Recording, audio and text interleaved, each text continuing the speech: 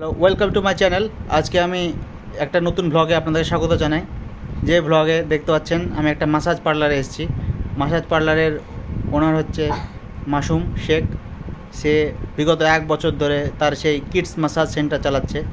Kids massage সেন্টারে per day নাই করেও 5 থেকে 6 জন, কখনো কখনো 10 জন, পুজোর বাজারে 10 জন করে আসছিল।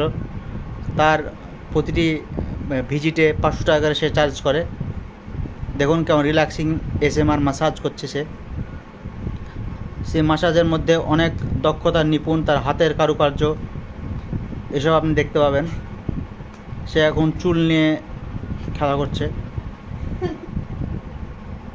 সে একটু মাঝে হেসেও দিল। দেখুন এমন মাসাজ করছে যে কাস্টমার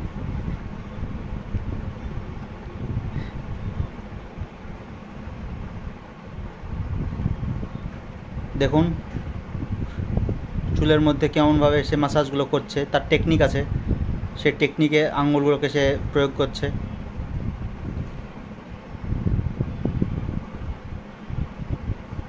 সে শুধুমাত্র চুলের উপরই না, সে চোখ, আইব্রোজ সব কিছু নিয়ে সে মাসাজ করে। এবার দেখুন আইব্রোজ নিয়েও কী করবে।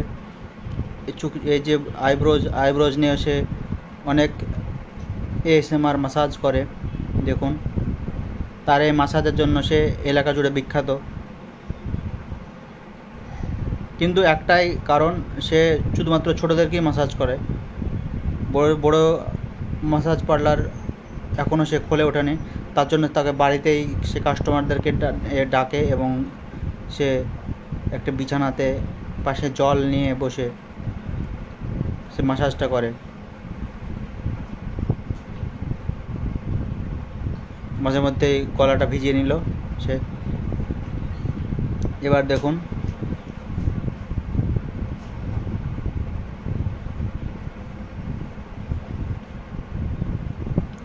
তার মাসাজের মুখ্য যে ফোকাস পয়েন্ট সেটা হচ্ছে চুল। কারণ আমাদের স্ক্যাল্পের মধ্যে রয়েছে অসংখ্য নার্ভ এন্ডিংস। সেই নার্ভ এন্ডিংসগুলো মাসাজের মাধ্যমে যখন রিল্যাক্স করা হয় তাতে অক্সিটোসিন হরমোন রিলিজ হয়, তাতে আমাদের মাসল রিল্যাক্স হয়। তারপর হচ্ছে আমাদের হার্টবিট নর্মাল হয়, একটা ঘুমের প্রচ্ছন্ন ভাব আসে। দেখুন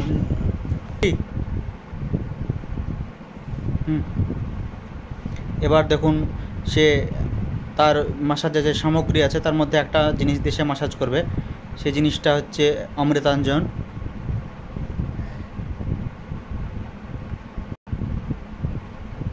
এই দেখুন সে আঙ্গুলে নিয়ে নিল, কপালে মাখিয়ে দিয়েছে অমৃতাঞ্জন। এবার তা দিয়ে সে একদম ফাটাফাটি কপাল মাসাজ করবে।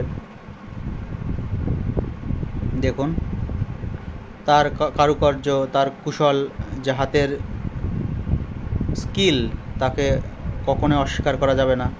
দেখুন কাস্টমার রীতিমতো ঘুমিয়ে গেছে।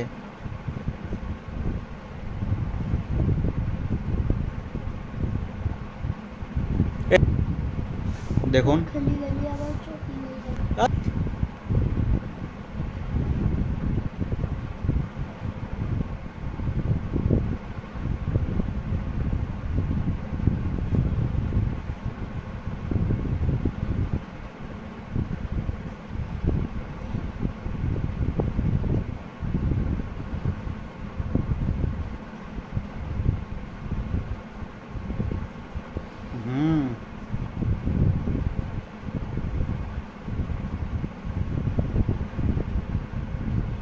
সে এই এলাকার মধ্যে বিখ্যাত মাসাজার, তার প্রমাণ পাওয়া যাচ্ছে। দেখুন হাতে কীভাবে মাখিয়ে নিচ্ছে।